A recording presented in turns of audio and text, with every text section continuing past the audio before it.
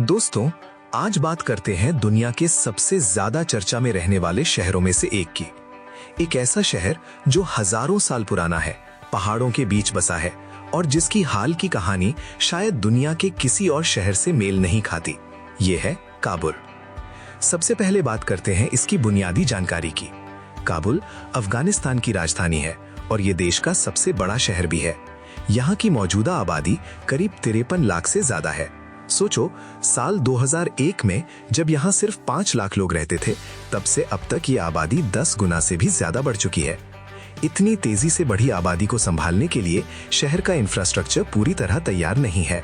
काबुल समुद्र तल से करीब 1800 मीटर की ऊंचाई पर बसा है, जो इसे दुनिया की सबसे ऊंची राजधानियों में से एक बनाता है।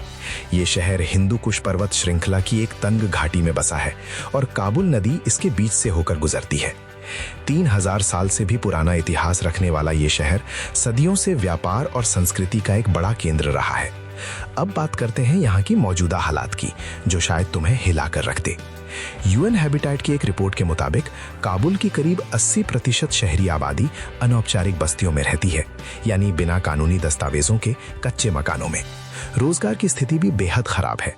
बेरोजगारी लगातार बढ़ रही है और कई अंतर्राष्ट्रीय संस्थाओं के फंडिंग रोकने के बाद नौकरियों के मौके और भी कम हो गए हैं।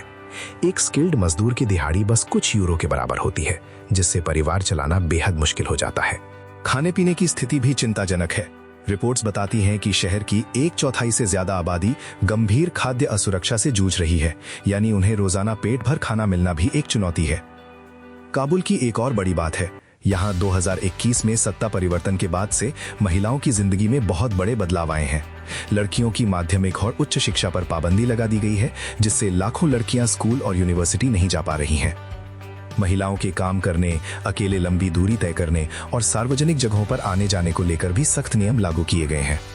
संयुक्त राष्ट्र और कई अंतर्राष्ट्रीय संगठनों ने इन प्रतिबंधों पर बार बार चिंता जताई है और इसे महिलाओं के मौलिक अधिकारों का हनन बताया है। इन सब के बावजूद काबुल के लोगों की जिंदगी पूरी तरह रुकी नहीं है। बाजार आज भी चलते हैं, लोग अपनी रोजी रोटी के लिए मेहनत करते हैं और शहर की पुरानी गलियों में सदियों पुरानी परंपराएं आज भी जिंदा हैं। अब कुछ दिलचस्प तथ्यों की बात करते हैं।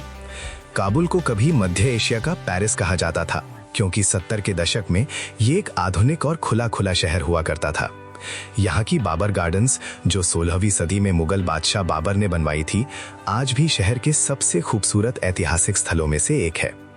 काबुल की ज्यादातर आबादी दारी भाषा बोलती है, जो फारसी का एक स्थानीय रूप है, जबकि पश्तो भी यहाँ की एक प्रमुख भाषा है।